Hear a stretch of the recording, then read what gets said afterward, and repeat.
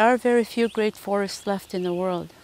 Ajagawa taganon no piming akin. What makes this forest sacred is that indigenous people have been living off this land forever.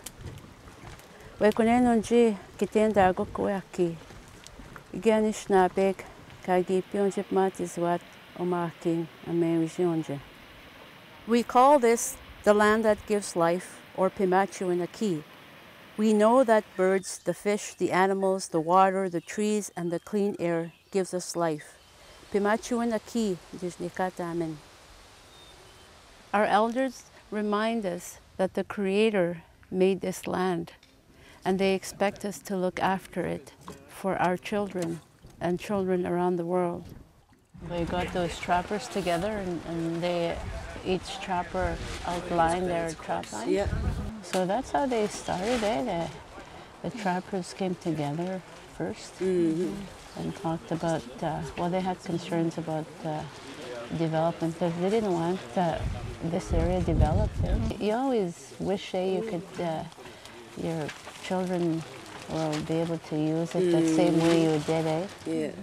We've always been talking about trying to preserve our land, to try to keep it as natural as it was. You know, with all the changes, you know, like we're trying to say to the world, you know, like we don't want to rush with the change. We want to stay within the present moment the best we can, and that is try to create this natural environment the longest we can, and try to hold it in its purest form for the next generation. Our people have always believed that, you know, this land needed protection. They've always known because they've kept it, you know, very clean, and you can still feel that today here.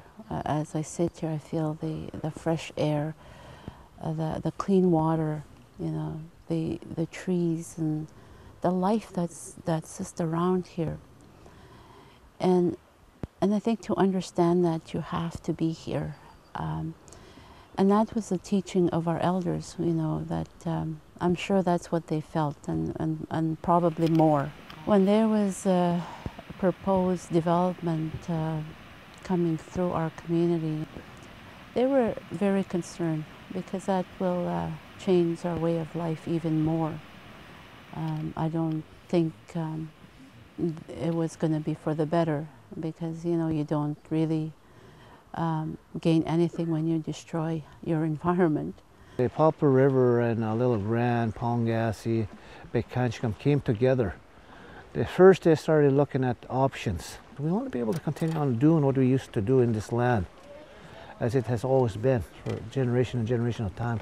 So they started talking, having dialogue sessions after sessions, and I was part of those sessions. So during that time, I guess Ray and the other guys were just working very hard.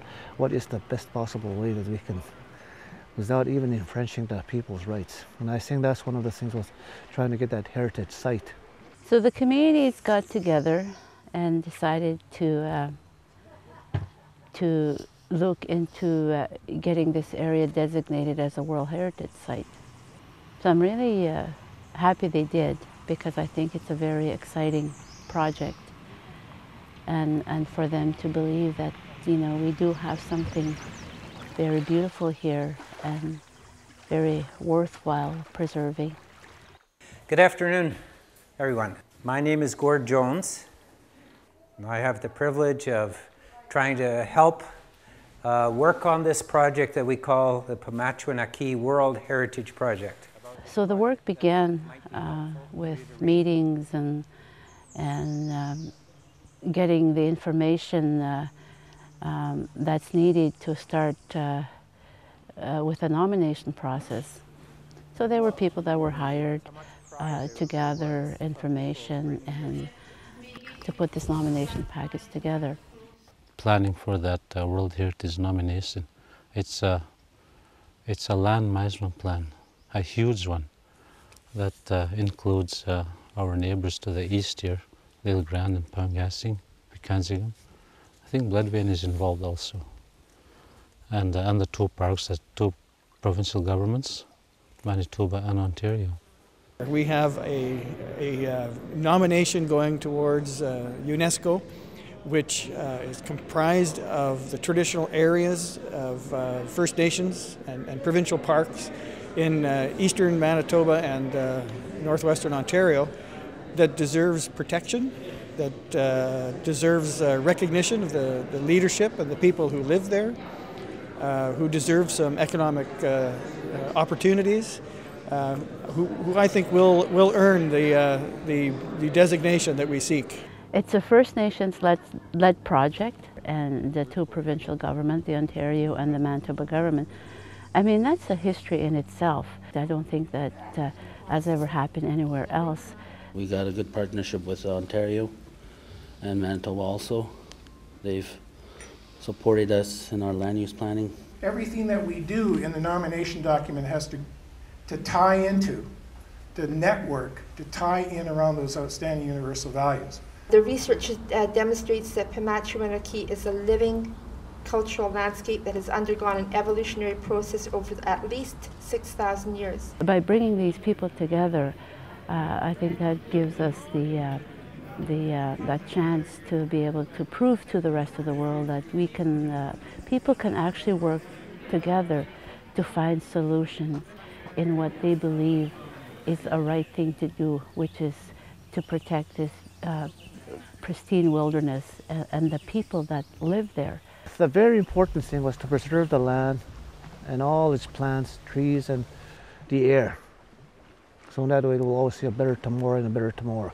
Because that's what they were always talking about, try to create a better tomorrow for the next generation people. And that's the bottom line. And that's, I believe, that's what we're trying to create on this heritage approach. Try to maintain that heritage so that the heritage grows with the other generation after generation. Yeah.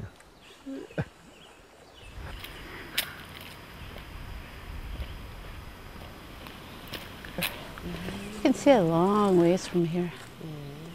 You see a lot of those islands and that river, and so many different shades of green, eh? Oh, yeah. If this isn't an outstanding universal value, I don't know what is. It's very beautiful. It's God's creation. And that's what Anishinaabe believe. And that's why they want to keep this the way it is, eh? Because it's so beautiful. I would be ashamed if it's ever destroyed, eh? Yeah.